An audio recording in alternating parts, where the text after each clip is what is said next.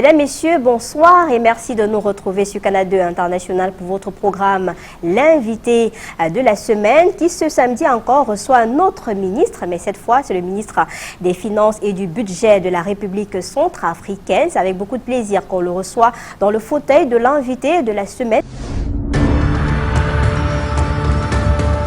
Monsieur le ministre Hervé Doba, bonsoir et bienvenue. Bonsoir et merci de me recevoir sur votre plateau. Comment vous allez?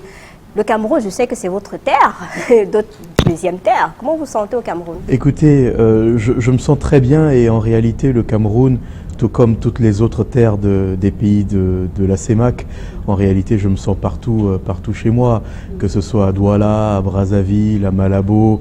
Voilà, donc vous savez que le chantier de l'intégration régionale est un sujet extrêmement important qui nous tient à cœur. Et si j'ai décidé de venir à Douala pour engager donc cette activité extrêmement importante pour notre pays, qui est la promotion des valeurs du trésor de la République centrafricaine, c'est parce que, évidemment, la place de Douala est une place financière incontournable. Nous avons engagé des réformes très importantes, l'unification des bourses de valeur, etc. Et donc c'est tout naturellement que j'ai apprécié de faire le déplacement sur Douala. Avant de parler de ce financement de l'économie de la République centrafricaine par le marché des valeurs du Trésor, la RCA, c'est près de 6 millions d'habitants. Je suis curieux de savoir comment va ce pays, frère et ami au Cameroun. Écoutez, la République centrafricaine va bien. L'économie est résiliente en République centrafricaine. Vous savez, les nombreux chocs que nous avons connus ces dernières années présageaient peut-être que la République centrafricaine allait sombrer, puisqu'évidemment, pays encore fragile, ces différents chocs ont exacerbé nos fragilités. Mais malgré cela, l'économie se montre résiliente. Et si l'économie est résiliente, j'ai envie de vous dire, la population est donc résiliente. Et donc, ce peuple va bien, mais ce peuple est en attente d'énormément de choses de la part donc du gouvernement. Ce qui justifie votre présence ici au Cameroun, vous êtes là pour une levée de fonds de près de 200 milliards de francs CFA. C'est pour faire quoi concrètement? Écoutez, nous recourons de façon traditionnelle, et ce depuis 2011 en réalité, où nous avons commencé nos premières sorties sur le marché financier sous-régional. Donc nous recourons au financement sous-régional pour pouvoir donc combler les gaps de budget au niveau de notre pays. Et donc là, nous avons fait le déplacement sur Douala pour présenter en réalité toute notre stratégie de mobilisation de financement pour couvrir le budget de l'exercice 2024. C'est un montant de 200 milliards qui est indiqué dans la loi de finances 2024 qui a été votée en décembre 2023. Mais nous ségrégons ce montant en deux lots, je dirais. Un premier lot qui concerne un montant de 100 milliards de francs CFA destiné donc au marché donc du trésor, hein, donc des valeurs du trésor. Donc c'est l'émission de titres publics de la République centrafricaine, hein, sous forme d'OTA ou de BTA, donc obligations ou bons de trésor assimilables. Et nous prévoyons une deuxième enveloppe qui est une enveloppe de 100 autres milliards pour faire en réalité des emprunts obligataires. Mais comme je le précisais ce matin dans mon allocution et dans les échanges que j'ai pu avoir avec les participants, nous observons de façon extrêmement minutieuse les différents paramètres, notamment d'endettement et de solvabilité, avant d'engager donc cette deuxième phase. Ça me permet de vous poser la question. Il y a quand même que la RCA peine à convaincre les investisseurs sur le marché international au regard de nombreuses crises. Quel est le discours que vous tenez en tant que ministre des Finances et du Budget quand vous arrivez dans une opération pareille? Écoutez, je n'ai pas le même sentiment parce que si on regarde les statistiques, vous savez que l'année dernière, nous avions dans notre loi de finances 100 milliards de francs CFA. Au départ, c'était 80 milliards de francs CFA. Nous avons fait un collectif budgétaire pour passer ce montant à 100 milliards de francs CFA et nous avons levé 122 milliards de francs CFA. Donc la perception selon laquelle la RCA peine à mobiliser des financements, finalement, n'est pas une perception qui est totalement juste. Et d'ailleurs, ma présence ici à Douala participe également donc de cette rassurer. démonstration que nous voulons faire pour rassurer l'ensemble donc des investisseurs et communiquer surtout sur ce que nous faisons, parce que nous faisons énormément de choses. Il y a un nombre très impressionnant de réformes que nous engageons. Nous sommes en programme avec le Fonds monétaire international, programme conclu en avril dernier. Donc la RCA vient de décrocher sa première notation financière dans l'histoire de son pays. Écoutez, c'est aussi un atout pour attirer ces investisseurs. C'est effectivement une première, pas seulement pour la RCA, mais une première dans la CEMAC, permettez-moi de le dire. La RCA, effectivement, donc, est le premier pays de la CEMAC à avoir abouti ce processus, avoir fait aboutir ce processus de notation financière, donc ce qui permet aujourd'hui, en tout cas à tout investisseur, d'avoir à disposition un document d'une trentaine de pages qui affiche non seulement nos forces, mais aussi nos faiblesses. Mais quelle garantie est-ce que, Monsieur le ministre, vous donnez à ces investisseurs, ces potentiels opérateurs économiques qui voudraient se lancer dans cette opération que vous menez aujourd'hui au Cameroun? En réalité, si vous voulez, la garantie, elle existait déjà. C'est la raison pour laquelle, d'une part, nous avons levé 122 milliards de francs CFA l'année dernière, et d'autre part, depuis notre première sortie sur le marché financier sous-régional, la République centrafricaine n'a jamais connu de défaut de paiement. Donc c'est vous dire que en réalité les garanties existaient déjà à travers notamment les mécanismes qui sont mis en place au niveau de notre institution d'émission, notre banque d'État de l'Afrique centrale, la BEAC, qui en réalité ponctionne par débit d'office sur le compte unique du Trésor l'ensemble des valeurs qui sont dues à échéance. Donc autant vous dire qu'en réalité cette notation financière n'est qu'un élément supplémentaire qui fait la démonstration que la République centrafricaine n'a rien à cacher. Elle met toutes ces informations sur la table, forces et faiblesses, et en réalité utilise ces faiblesses comme une véritable opportunité pour pouvoir aligner nos politiques justement sur la nécessité de les améliorer. On suit l'actualité de la République centrafricaine depuis un certain moment, avec le départ de la France, l'arrivée des Russes. Est-ce que les recettes sont améliorées si on parle au niveau des impôts et des taxes? Vous qui maîtrisez très bien ce dossier. Écoutez, fort heureusement, la question des recettes domestiques est une question qui est clairement affichée dans tous les documents que nous avons. Quand vous verrez par exemple dans notre loi de finances 2024, vous vous rendrez compte qu'il y a un bond au niveau des recettes domestiques, une augmentation de près de 20% des recettes domestiques par rapport à l'exercice 2023. Évidemment, cela apporte la démonstration de notre ambition d'augmenter les recettes domestiques. Et donc, nous engageons toutes nos réformes dans ce sens-là, et tous les autres secteurs d'activité, tous les autres départements ministériels également travaillent d'arrache-pied à ce que nous puissions améliorer notamment des secteurs comme l'énergie pour permettre justement de garantir une économie qui soit dynamique, qui soit vivace, pour nous permettre d'aborder dans le sens de la croissance. Mais je voudrais aussi vous dire une chose, c'est que, vous savez, aujourd'hui nous sortons du concept de l'aide humanitaire pour parler de l'aide au développement. C'est véritablement la vision. C'est possible dans un contexte secoué où on a asphyxié carrément notre économie, encore une économie résiliente. Non seulement c'est possible, mais nous sommes en train d'en apporter la démonstration. Toutes les discussions que nous avons aujourd'hui avec les bailleurs de fonds apportent très clairement la démonstration que justement ces bailleurs de fonds sont également intéressés de nous accompagner dans ce format-là, qui est un format aujourd'hui donc d'aide au développement à travers notamment des financements qui sont mobilisés. Le portefeuille de certains de nos partenaires a été quintuplé, sextuplé sur les 4-5 dernières années, ce qui apporte la démonstration très clairement de ce que des résultats de la politique que mène le président de la République, son excellent professeur Faustin Archange-Touadéra.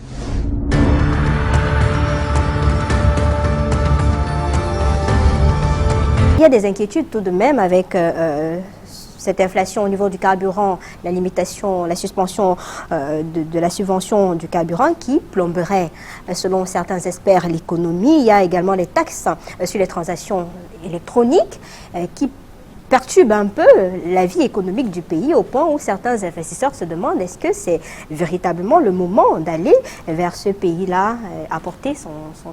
Dans ce que vous dites, il y a deux choses intéressantes que je vais séparer. La première chose, c'est la question donc de la structure des prix sur le marché des hydrocarbures, et la deuxième chose, c'est la taxation. Alors, sur la question relative au secteur des hydrocarbures, je voudrais pouvoir vous dire que en réalité, depuis avril 2022, donc à la suite du choc, notamment sécuritaire, vous savez, la guerre en Ukraine, nous nous sommes retrouvés dans une situation de pénurie de produits pétroliers, et il y a eu donc conséquemment un affaissement des recettes de l'État. Sachez que en 2022, par exemple, au tout début de l'année 2022 et en 2021, les recettes de l'État étaient composées à hauteur de pratiquement 25% des revenus issus justement de la fiscalité pétrolière. Et donc cela s'est affaissé jusqu'à pratiquement 5% au plus fort de la crise justement. Et donc à un moment donné, le gouvernement ne pouvait plus subventionner le prix à la pompe. On a parlé de contrebande aussi, ça laissait cours à la contrebande. Et donc, alors vous savez, évidemment, lorsque vous êtes dans une situation de pénurie, des réseaux de contrebande, des réseaux parallèles se mettent en place. Mais nous, aujourd'hui, nous travaillons sur une feuille de route, un plan d'action, dans le cadre donc des réformes importantes dans le secteur des hydrocarbures. D'ailleurs, je vous disais tout à l'heure qu'en avril 2023, nous avons renoué avec le Fonds monétaire international sur un programme financé par la facilité élargie de crédit d'un montant de 191,4 millions de dollars. Eh bien, dans les objectifs que nous avons sur ce programme avec le FMI, un des objectifs majeurs, c'est évidemment la réforme du secteur des hydrocarbures. Nous avons été accompagnés par le FMI d'ailleurs en termes d'assistance technique, et donc dans les tout prochains jours, nous commençons à mettre en œuvre un plan d'action. Sur la taxe électronique, j'ai envie de vous dire, premièrement... Si on a 100 000 et qu'on enlevait dans les 2 000... Premièrement, vous savez, les règles communautaires encadrent la taxation à ce niveau-là. Et nous sommes en deçà de la taxation, de la norme communautaire. Ça, c'est la première chose. Donc, nous ne sommes pas en infraction avec donc, le dispositif législatif de la communauté. Ensuite, je voudrais vous dire une deuxième chose. Le taux de pression fiscale en République centrafricaine est de l'ordre de 9%. Vous savez de combien il est dans les autres pays de la CEMAC? En moyenne de 17%. Oui, tout à fait. Vous voyez la marge de progression qu'il y a. Donc, évidemment, il ne s'agit pas de surtaxer les entreprises existantes, mais il s'agit tout simplement d'élargir l'assiette fiscale. Donc cette taxe a été mise en place, elle est opérationnelle depuis le 1er avril 2024. Nous allons regarder comment elle se comporte, et d'ailleurs donc il y a des réunions de suivi justement pour pouvoir apprécier l'impact également de cette mesure que nous avons instituée à travers la loi des finances 2024. On s'achemine vers la fin de cet entretien, puisqu'on n'a pas beaucoup de temps au regard de votre programme assez chargé. Quels sont vos rapports avec le ministre des Finances sur le plan camerounais, le ministre des Transports, puisque le ministre des Transports camerounais était également en RCA, toujours pour faciliter les échanges, et pourquoi pas redynamiser le secteur de l'économie de façon globale? Écoutez, vous me demandez quelles sont les relations que j'ai avec eux. J'ai d'excellentes relations. Le ministre des Finances camerounais, lui, Paul Motazé, je l'appelle affectueusement mon grand frère. Nous avons d'excellentes relations. Nous nous retrouvons régulièrement dans le cadre des comités ministériels de l'Union monétaire d'Afrique centrale, donc qui constitue l'un des organes, vous savez, de décision, de gestion de notre communauté économique et monétaire. Nous nous rencontrons également dans le cadre des conseils des ministres de l'Union économique d'Afrique centrale, et le ministre des Transports également, que Parce qu'il y a le port de Kribi, il y a les transactions entre les deux pays. Que je connais. Non, mais votre question me donne également l'occasion de remercier le gouvernement camerounais parce que, vous le savez, nous sommes un pays enclavé et donc nous disposons d'espaces, notamment au niveau du port de Douala et au niveau du port de Kribi, des espaces dédiés à la République centrafricaine pour lui permettre justement de mettre en œuvre des projets de plateformes logistiques pour mieux gérer le flux de marchandises en provenance de l'extérieur et au départ de Bangui.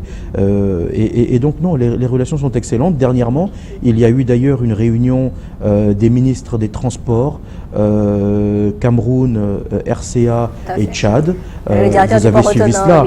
Bon, voilà, donc non, les relations sont excellentes.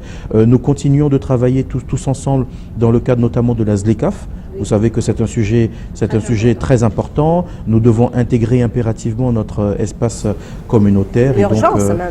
Écoutez, et on ne ménage aucun effort. D'accord. On va vous permettre de regarder la caméra et d'adresser un message à tous ces investisseurs qui pensent que le côté sécuritaire en République centrafricaine ne donnerait pas l'occasion de pouvoir investir ou de mettre son argent, et rassurer également ces opérateurs économiques que l'État va payer. C'est-à-dire que c'est du 50-50, c'est du gagnant-gagnant et peu importe le temps, il faudrait rembourser. Écoutez, je voudrais dire à l'attention donc de tous les investisseurs qui nous regardent que la République centrafricaine, premièrement, n'a jamais eu de défaut de paiement depuis pratiquement 13 ans d'exercice donc sur le marché financier sous-régional. Deuxièmement, je voudrais pouvoir dire qu'aujourd'hui nous avons primé deux entités.